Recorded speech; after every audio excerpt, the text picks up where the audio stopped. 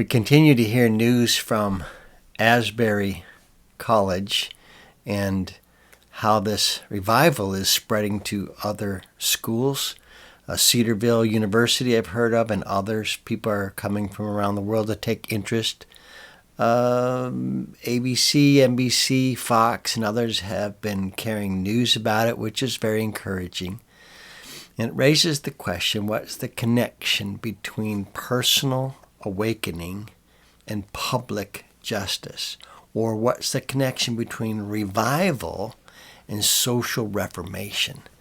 It's a question I've given a lot of thought to over the years because there is a connection between the two, even though they may be separated by many, many years. But the truth of the matter is, even if you take slavery, for example, that took hundreds and hundreds of years to finally delegitimize and to conquer for the most part, it happens because of personal transformation that is on a large scale that produces the new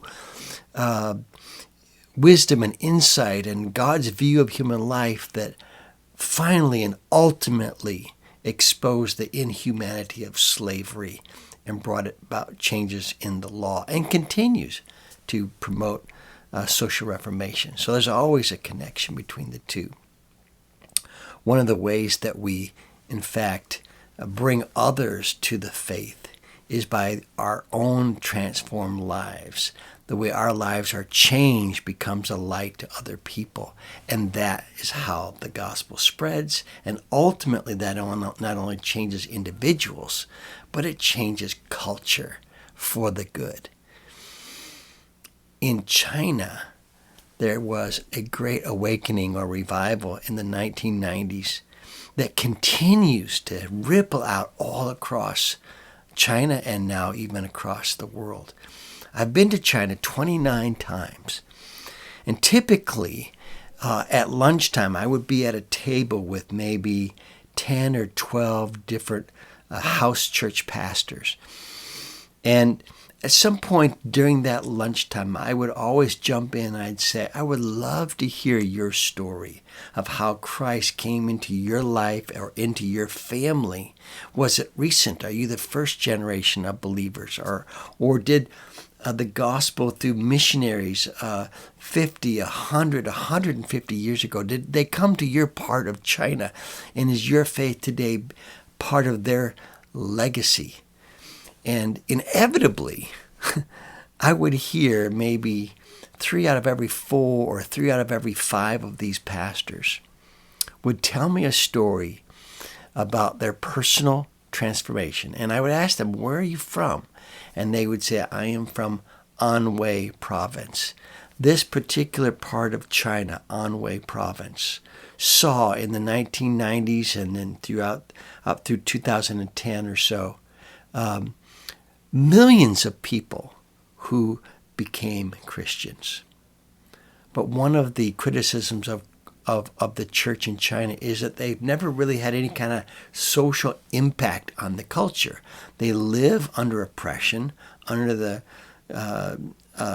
Communist Party of China, and they pretty much have tried to live isolated, protected lives, which people under attack often do, understandable.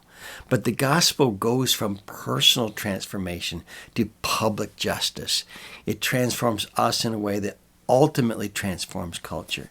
And right now, it seems to me that this work of revival in Anhui province in China sent literally hundreds of thousands of believers across China who are now house church leaders. I meet them all, whatever part of China I was in, it seemed like the bulk of the people that I met as leaders all came from Anhui province.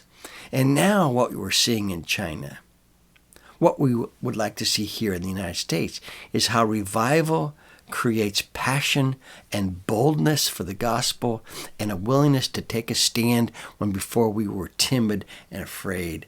It replaces timidity with courage. In China, that really comes around the issue of abortion and historically the one-child policy, when I first went to China, none of the churches were talking about abortion. They were all living under the oppression of the one-child policy. That's now changed from one-child policy to 2 to 3. The government is now, in effect, incentivizing people to have babies. This is a radical change in China. And interestingly, the very people that they are oppressing, the church, are the one group of people who are ready to have babies and to help others have their babies. So you would think that the government would be more supportive of the church. That hasn't happened, probably is not going to happen. But nonetheless, what we're seeing now is that people's commitment to Christ is growing bold through this Holy Spirit awakening power. And one of the ways they're living that out is, I'm not just going to be content with my own private religion, my own faith, but I'm going to start to engage my neighbors and laws and injustice, and I'm going to start helping people have their babies. And I saw that happening very early in my first trips to China back in 2010 and 2011. In fact, some of the first people I was able to meet with, after they studied what the Bible said about the sanctity of human life, they said, we're going to be like the midwives of Egypt. That was their calling card. And they were looking to the courage that the midwives had when they were ordered by Pharaoh to kill their babies. Let me read it to you. This is from Exodus chapter 1, where Pharaoh ordered them, if it is a son, you shall kill him. Not that you may. This was forced child killing. In many ways, the same way that the one-child policy in China ordered people to kill all their babies after they had one child. And it says here, the midwives feared God and did not do as the king commanded them. And that's what we saw in China. We see more and more believers finding the moral courage and boldness to follow God and the example of the midwives and begin to help their neighbors have their babies and to welcome their own children as God provides them.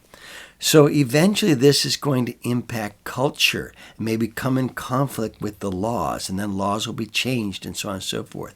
So what's the connection between our private transformation, our personal holiness in our walk with Christ, and that renewal that comes through revivals or awakenings, and social reformation?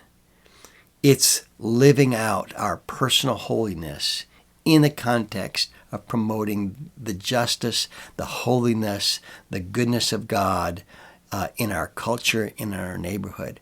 And eventually it changes the culture. We're going to see that in China. We're seeing it now. And as you track what's going on with revivals in Asbury, constantly wrestle with me, I pray, that our personal faith finds public places for us to penetrate with our view of human life, the value of life, the evil of shedding innocent blood, the love of rescuing those who are in pregnancy-related crisis. Because that's how the gospel spreads from our personal level to the public level, from personal transformation to social reformation. And that is something that we should all want to see.